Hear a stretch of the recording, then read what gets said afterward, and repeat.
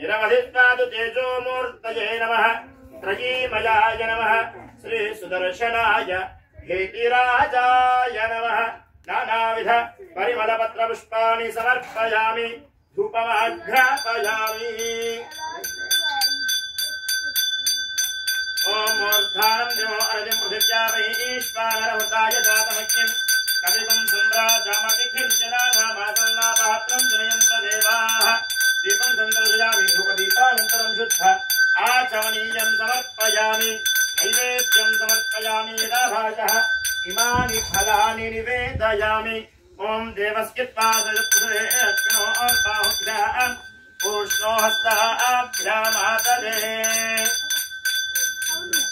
उत्तरापोषणं समर्पयामि हस्तौ प्रक्षालयामि पादौ प्रक्षालयामि ताम्बूलं समर्पयामि मङ्गलनीराजनदीपम् ओम मानोहिमं सेव्यामहे लोकामर्कं पुरुषं जगतो अभिप्रज्ञाविष्णियाः परिपादया मङ्गलं नरसिंहाय मङ्गलं गुणसिन्धवे मङ्गलानां निवासाय नरसिंहाय मङ्गलं मङ्गलं चक्रराजाय महनीय गुणाध्वये पद्मनाभकराम्भोजपरिष्काराय मङ्गलं काजे विष्णोजकाराय कल्याणगुणशालिने मालिप्रमथनायास्तु महाधीराय मङ्गलं मङ्गलाजातनपरैर्मदाचार्य पुरोगमैः सर्वैश्च पूर्वैराचार्यैः सत्कृतायास्तु मङ्गलं गोविन्द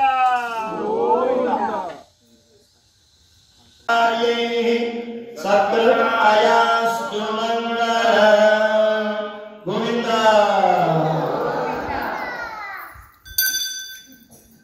మార్గశిర మాసంలో అద్భుతమైనటువంటి ధనుర్మాస వ్రతము జరుగుతుంది. ఈ పూట శ్రీనివాస కళ్యాణ మహోత్సవాన్ని ఇక్కడ సేవించుకోబోతూ ఉంటుంది. ఒకసారి దేవతలందరికీ ఒక సంశయం ఏర్పడింది, ఒక ప్రశ్న.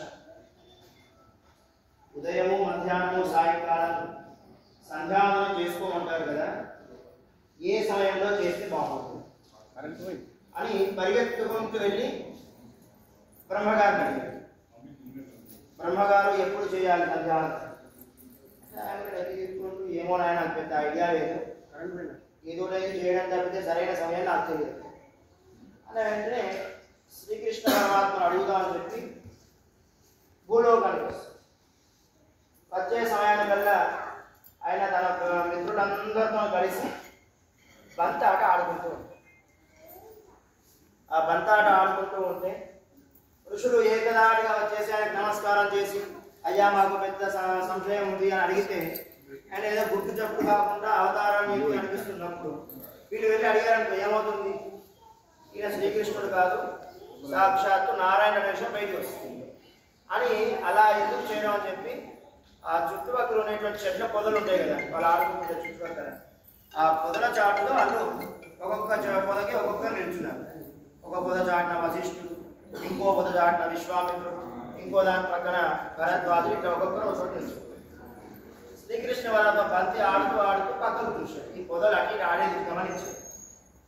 ఎవరో ఉన్నారు, ఈ పక్క ఉన్నాయన వశిష్ఠుడు, అటుపక్క అయిన విశ్వామిత్రుడు, అటుపక్క అయిన వాళ్ళు వచ్చిన కారణం ఆయన గమనించి ఆయన చేతికి బంతి వచ్చినప్పుడు ఎదురుగా తన ప్రాణ స్నేహితుడైన సుధాముడు ఆడుతున్నాడు. ఆ సుధాముడికి బంతి విసిరేస్తూ ఎలా ఆడాలో చెప్తున్నాడు అన్నమాట. చూడకుండా, తిరగకుండా చూసి కొట్టాలి అని చెప్పాడు. ఏమని చెప్పాడు? చూడకుండా, తిరగకుండా చూసి కొట్టాలి. సుధాముడికి ఏం అర్థం కాదు, ఏంటో శ్రీకృష్ణ పరమాత్మ ఒక్క మాట అర్థం కాదు.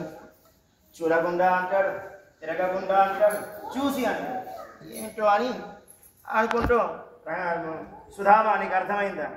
ఆయన ఇక అర్థం కాదని చెప్పలేడు కదా అని ఏదో నసుకుతున్నాడు.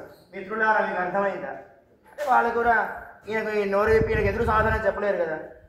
చెట్ల పొదలు మీకు అర్థమైందా అన్న వెంటనే ఋషులు లేచి అయ్యా మాకు అర్థమైంది, మాకు సమాధానం దొరికిందని వెళ్ళిపోయారు. ఈయన ఏం చెప్పాడు, వాళ్ళకేం అర్థమైంది? వాళ్ళు మరోసారి చెప్తున్నారు చూడండి, వాళ్ళు వచ్చింది ఉదయము మధ్యాహ్నము సాయంకాలము సంధ్యావందనం చేసుకోవాలంటారు. దాని సరైన సమయము ఎలా నిర్ణయించాలి అన్నది వాళ్ళ ప్రశ్న. ఆ ప్రశ్నకు సమాధానం శ్రీకృష్ణ పరమాత్మ